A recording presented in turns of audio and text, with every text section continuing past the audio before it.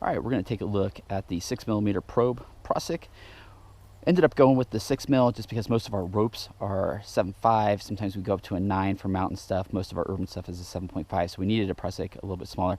Notice that these are an open-ended Prusik with 2 sewn eyes on them. We found that we can still do any of our favorites, Prusiks like a Clem Heist or anything like that. We can, if you still do a double or triple wrap Prusik, it's not a problem. You're just going to clip into the 2 sewn eyes to do that. Having these open-ended like this gives us an opportunity to do a bunch more different hitches that, depending on your circumstances or what you want to do, gives you just more tools in your toolbox. So for instance, what we're going to focus on this one is tying a VT Prusik on this. So a VT Prusik is going to be kind of a favorite of ours, especially for people that find themselves wanting to do an auto block on their rappels.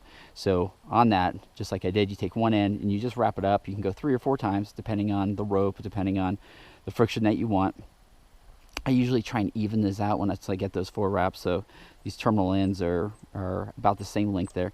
And then all you do is you take the one that you just wrapped up and you bring it straight down the back. And I'll kind of move this around, and then it gets locked in by the other line, just like that.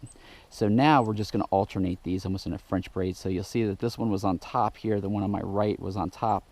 So it's going to continue around and be on the bottom on the front and then get locked in by the other one. This one's on top here, so it goes around first and then gets locked in the back. So they just alternate as they come around, and you just fill it up, take the empty space out, and then you'll click in with your carabiner right here, and that's going to end up being your Prusik. What's nice about this is you can release it literally with 2 fingers when it's fully weighted. It grabs really nice because it spreads that weight out. Where does this come in? It comes in to where, let's say you're wanting to use an auto block, you don't have bait on where you're rappelling onto. The other alternative is we typically don't put our auto blocks above our descent device, because once our body weights it, it's almost impossible to release it. So that's where we started looping it into our legs and putting it below the device, which is fine.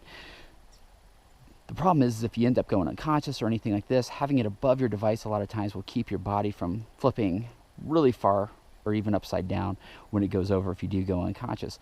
So having this above your descent device gives you the capability of descending and minding this as you're going down. If something happens, it'll catch you.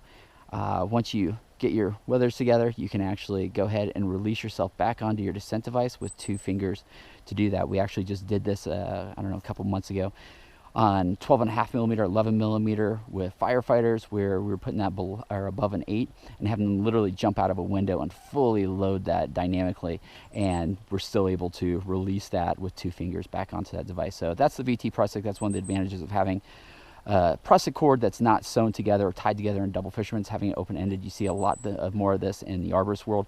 We'll show you some other techniques that you can do with this also.